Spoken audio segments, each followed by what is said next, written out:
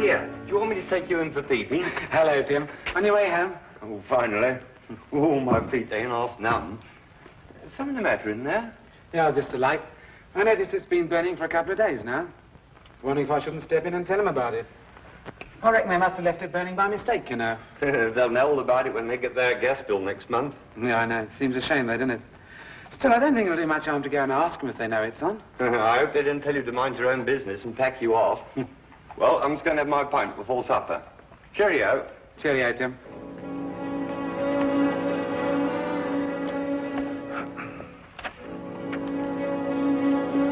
Afternoon, sir.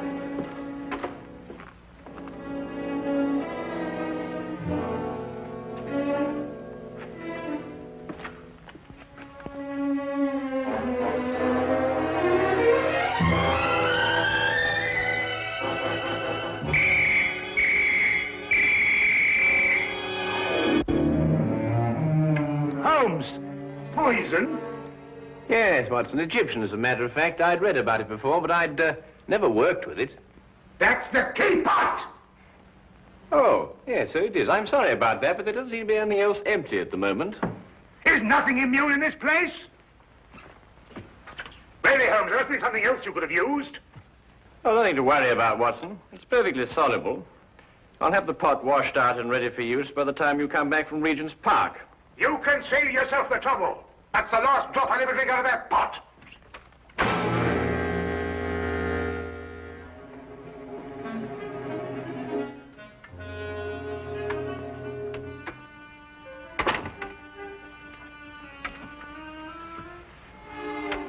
I say, Holmes, how in thunder did you know I was going to Regent's Park? Well, a simple deduction, my dear fellow. Take a look at your clothes. Oh, what's the matter with them? I might easily be going to the club in these. You're immaculate, except for those old shoes. Hmm? Oh, those. I've forgotten all about those. So I deduced that you're going to a place where you're likely to meet people, but also you're liable to scuff your shoes. The gravel paths of a public park seem to fit that perfectly. But why Regent's particularly? We're lunching at 12:30, and since it's now nearly 11, I assume that your choice of parks is limited to the most convenient one, that being Regent's, of course. Simple deduction, really. I wonder who that can be this time of the morning. Would you care to deduce it, Watson? No, I think it'd be simpler if I just open the door. Would you be Mr. Sherlock Holmes? No, but won't you come in? It's Mr. Holmes I got to be finding. I am Sherlock Holmes, madam. Won't you be seated? I will that. Sure, I've lost a bit of my breath. Have you come far? Clean up from Chelsea, I have, sir. Well, that's a long way indeed. May I introduce my very good friend and colleague, Dr. Watson? Good morning to you. I would My name's Dugan, sir. Mary Dugan. No doubt you find it a bit odd having a stranger burst upon you in the height of the morning like this, but I've come from a house black with sorrow to ask your help. 'Tis the house I work in. Is there some difficulty in the house? Difficulty? Aye, and more. There's murder. Ah, murder, is it? Now, this is most interesting. Won't you go on, Mrs. Dugan? 'Tis the master of the place himself, Mr. Harringway, that's dead. Found by the bobby of our street. Filled with a dose of something with a great long name, the old man was. But surely if he was found by the police... The police? Sure, it's them that brings me here. For they've come and rode young Mr. Vernon off to jail for committing the crime. Mr. Vernon? Aye, a strapping lad who's soon to marry Mr. Harringway's stepdaughter, Janet. I gather that you're not in agreement with the police, Mrs. Dugan. Ah, sure, that's the problem. That's what's been torturing me all through these black nights and making my life unbearable. For you see, Mr. Holmes, it was my testimony, and my testimony only, that's put Mr. Vernon in jail. It's because of what I told the police that he's sitting in the cell this very moment waiting for his time to go. And yet you believe that young Vernon is innocent. I'm certain the lad's innocent. Sure, I feel it in me bones. Yes, but I say, didn't you tell the police the truth? I told them the truth, sir, but somehow, unbeknownst to me, I must have lied. Perhaps you'd better start your story from the beginning, Mrs. Dugan. Aye. Well, it all happened last Friday afternoon. Late in the afternoon it was, for I was soon to be leaving the house, having the weekend off as I do. It would be about 5 o'clock when there was suddenly a great clatter upon the door.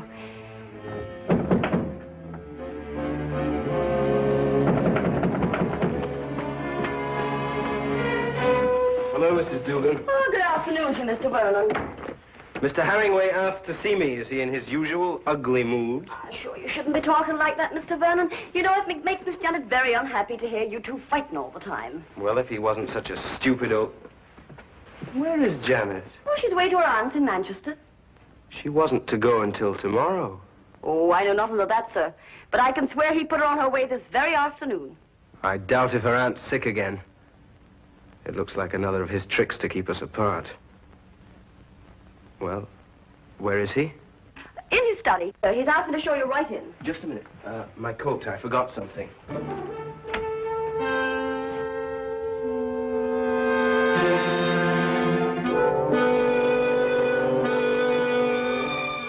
All right. Come in. Mr. Vernon, sir. Would that be all? No, Mrs. Dugan. I want you to remain. Remain, sir. Just sit over there and listen to every word that's said.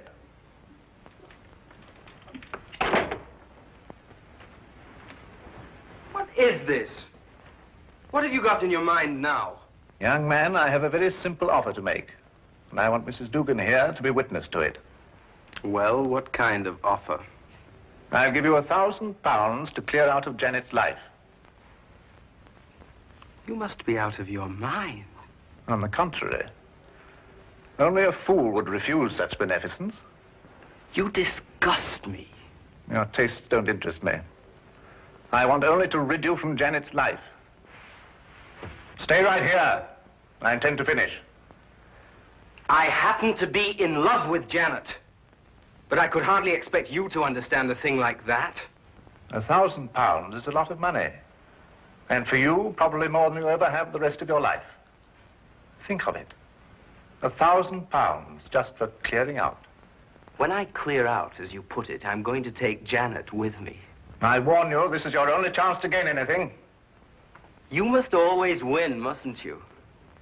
Every little thing has to be your way. Even if it means destroying your daughter's happiness. I'm not interfering with her happiness. I only want to cleanse her life of a bit of trash. You may have had her under your fist all her life, but she'll break away now. No matter what you do, Janet's going to marry me. Mr. Herringway! Medicine. My medicine in the cupboard in the next room. I'll get it. Green bottle on shelf.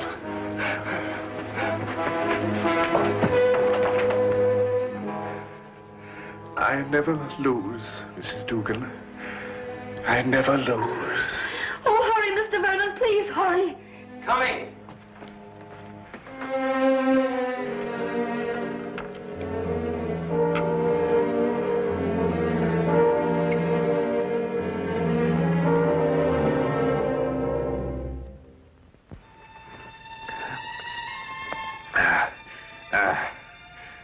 Thank you.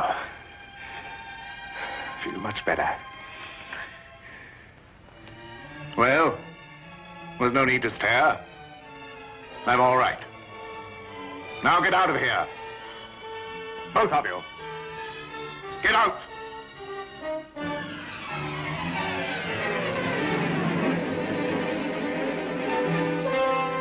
Get out.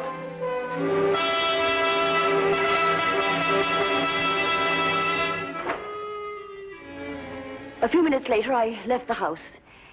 And that's the last I ever saw of Mr. Herringway. Alive. I see. And what did you tell the police when they questioned you? Sure, I told them everything. Just as it happened. About the bottle Mr. Vernon took out of his coat pocket, the sudden quarrel, Mr. Herringway's attack of illness, and Mr. Vernon going to get the medicine. And this was sufficient to have young Vernon remanded on a charge of murder? Aye, for the police informed me that it was the medicine, the very medicine that I saw Mr. Vernon give Mr. Herringway, that killed the poor old man. They say that poison was put into the medicine. Yes, but look here, that certainly seems to point towards the young man. When he went to obtain the medicine, he apparently slipped in the lethal dose. It seems that way, sir. But in my heart, I can't bring myself to believe it of him. That Inspector Lestrade, though, he won't believe another thing else. Lestrade, eh? He's the policeman who seems to be in charge of it all. Indeed. Inspector Lestrade, you hear that, Watson? We must go round and see him. Well, if you think it'll help. Aye. And 1,000 blessings on the pair of you. I don't know what we can promise you, Mrs. Dugan. I shall have to have a word with Mr. Vernon before I can express an opinion on the case. However, we shall certainly go and see Inspector Lestrade at once. I know it looks dark and all, but I must keep up hope. Well, I must be off. I don't like leaving Miss Janet alone for so long. Naturally, Mrs. Dugan. Well, we'll certainly do our best. Thank you, sir.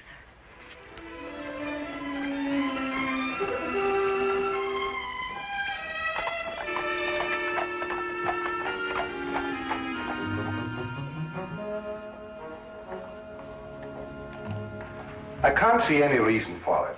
The man is guilty. Anything you want to know, I can tell you myself.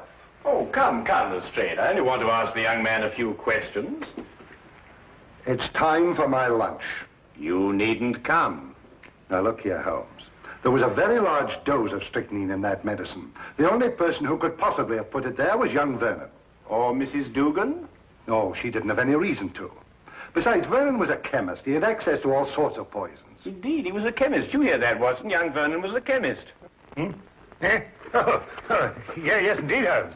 Yes, I thought you'd be interested to hear that. Well, I am indeed. It is most important, and I insist upon seeing the young man immediately. We have no time to lose, Lestrade. No time to lose. Oh, all right, all right, all right.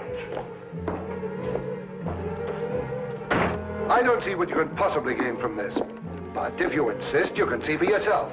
His whole attitude merely supports the evidence. Well, here we are. Inspector Lestrade. Yes, sir.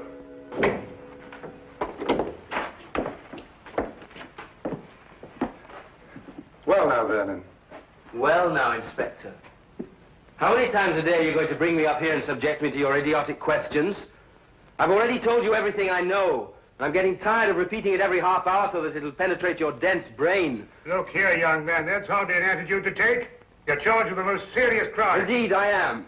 And since it appears I'm to pay for it, my only regret is that I didn't have the pleasure of committing it. There's just one point. I don't know who you are, but you may as well know that I don't wish to answer any of your questions either. It appears I've talked myself to the gallows, and that should be enough. So good day to the lot of you. Good day to you, Mr. Vernon, and thank you very much. You've been most helpful.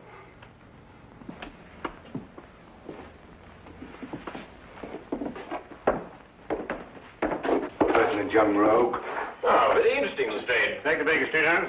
Certainly not, Watson. We have a killer to catch. Killer? Yes. What do you think you were just talking to? A very furious young man, Lestrade.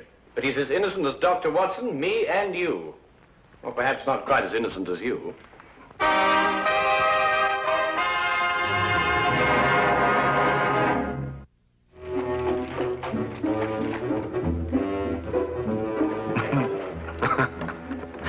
What can you possibly find to be so amusing? Huh? Oh, I was thinking about Lestrade's face when that young scamp called him an idiot. Holmes, do you really believe that young man's innocent? Strychnine, Watson. Combined with the fact that young Vernon's a chemist. Tell me, how quickly does strychnine act? Oh, matter of minutes. Half an hour at the most. Exactly. He did not know that the house would be empty when he went to visit old Mr. Herringway. He fully expected that Mrs. Dugan and Janet would be there. Right enough. Mr. Dugan indicated that. All right. Now, would a man with a wide variety of poisons to choose from choose a quick-acting drug, which offered him no chance of an alibi? Or would he be more likely to choose something a little slower, which would allow him ample time to be miles away at the time of death? Yes, I follow your reasoning, Holmes, but surely you don't accept that as conclusive. Oh, I didn't, until I spoke to young Vernon. But, well, you didn't learn anything from him, did you? Ah, here's the mortuary. Shall we go and have a close look at the victim, Watson?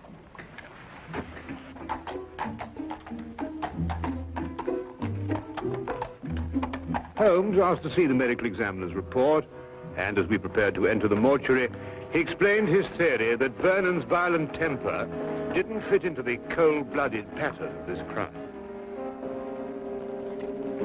A particular sort of fellow, our friend Herringway. Oh, why do you say that? Well, notice the well-kept hair, the neatly trimmed moustache. Mm-hmm. Wasn't so particular about his hands, was he? What do you mean, Watson? Well, look, the dirt definitely packed in under those nails. It's even gone into the cuticles. I say it's a bit incongruous with this perfect manicuring. Yes, especially as this hand's absolutely immaculate. Wait a minute, Watson. What? This isn't ordinary dirt. This is soil. Well, amateur gardener, perhaps. These hands never did any gardening. They display a lifelong devotion to immaculate cleanliness. And this hand obviously became dirty too near to death to be cleaned. Mr. Holmes, here's the report you asked for, sir. Oh, thank you. What are you looking at that for, Holmes? You know the cause of death was strychnine. This should interest you, Watson. Listen. The blood test indicated an extreme leukocytic state, sufficient to be diagnosed as advanced leukocythemia. Well, Mrs. Duggan said he was ill, but not to that extent. Watson, tell me, how long do you estimate Herringway would have lived had he not been given that dose of strychnine? Well, it's difficult to judge with this information, but I'd say, well, certainly under a year. Then we are looking for someone who couldn't afford to wait a year. An impatient murderer. Then that fits in with Vernon's violent temperament. It appears so, Watson. It appears so. And yet there's still something missing. A bottle. A little mysterious bottle. Watson, would you go and collect Mrs. Dugan and take her round to Vernon's apartment? Ah, yes, of course. What will you be doing meantime? Oh, I'm going over to Vernon's place now. There are a few things I want to check over before you arrive. But it's bound to be locked up. How are you going to get in? Oh, with a key. Have you got the key to Vernon's apartment? I hope so.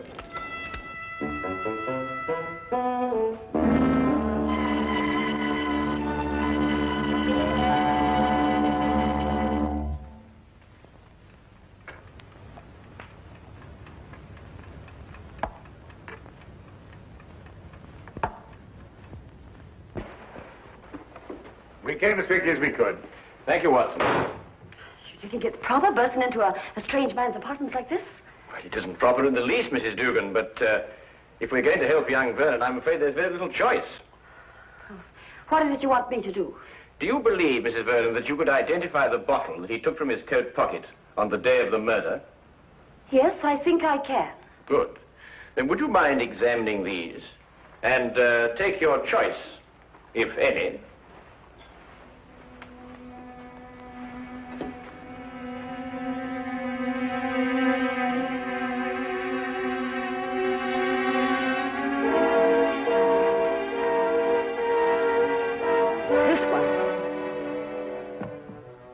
You're certain? I am absolutely certain. Thank you, Mrs. Dugan. Thank you very much.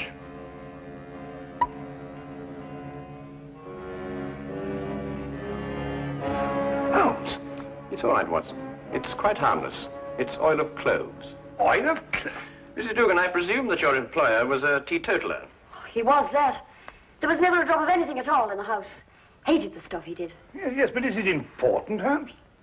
It's essential for young Vernon, Watson. We have now only to visit Mr. Herringway's study to forge the final link of proof against a most amazing murderer.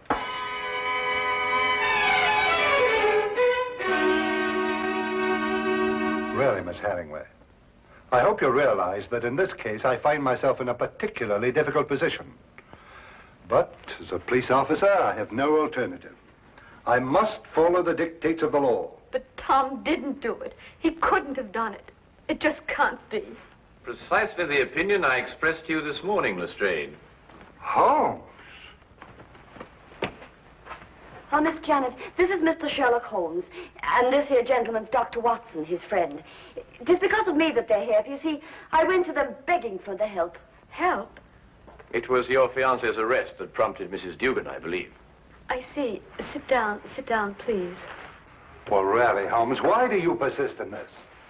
I've always had the greatest respect for your ability, but in this case, well, you astound me. Oh, now, come along, Lestrade. Well, it's true. Vernon had access to poison. He was here when it was taken. And above all, look at the motive. Just look at the motive. Who else had such a motive? Who else? Inspector, you didn't know my stepfather. He was a tyrant who loved nothing, no one. His whole ambition was power, and his whole pleasure was to rule. To my stepfather, my marriage meant only a loss of power, part of his kingdom, and he fought it in every way. Life here became unbearable after I met Tom. Mrs. Dugan can testify to that. Well, 'tis true he was not a kindly man, and he did begin to get a bit odd of late. I see. There were some flowers in this room. Where are they? Flowers, sir? Holmes. Now he's interested in flowers. Petunias, perhaps? Mrs. Dugan? Why, sure, I put them out in the yard to get a bit of sunlight, sir. So dark it was in here. Then there were some flowers. Mrs. Dugan, would you be kind enough to fetch them, please? Yes, sir. Holmes, what have flowers got to do with... Watch. You know, Inspector, your difficulties in this case really must be overlooked. Do you know that you've been deliberately duped? And very cleverly, I might add. I haven't been duped at all. I've got my man. Now, you see, you were looking for a murderer, whereas, of course, there isn't one. First it's petunias. Now there's no murder. There's a body, but no murder. You see, Mr. Herringway committed suicide. There was no indication of suicide whatsoever. No message, nothing. Well, naturally there was no indication of suicide, because it was deliberately planned to look like murder. Are you serious? Completely, Miss Herringway. You see, your stepfather was more of a tyrant than you imagine. Losing you to Vernon meant losing power. And so first of all, he tried to bully him. Then he tried to bribe him. And when that failed, he tried to kill him. Mr. Herringway tried to kill Vernon? Yes, Watson. By committing suicide in such a way that Vernon would be blamed and executed for Herringway's death. The stage was set, the heart attack was feigned, and Vernon was sent to get the medicine. If Herringway took the poison himself, where did he hide the bottle? Of course, that's right. The poison acted too fast for him to dispose of the container. But he did dispose of the container, Watson. And if my theory is correct, it should be in one of the two flower pots that Mrs. Dugan is holding.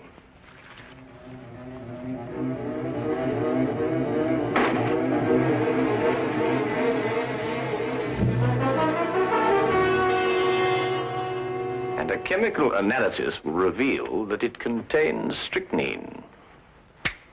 The dirt under the fingernails. Exactly, Watson. And you said it got there close to the time of death? Then Herringway committed suicide. Yes, Lestrade. And Tom is innocent. Go! Go! Simple. Completely. Holmes, you never did explain to me what the oil of clothes was for.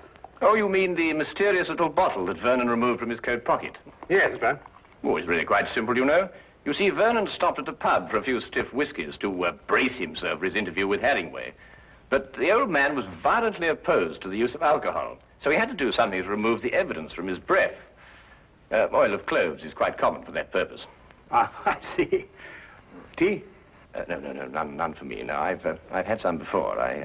My digestion is not quite up to it. Your digestion? Yes, I forgot and mixed our tea with some of that rare Egyptian poison.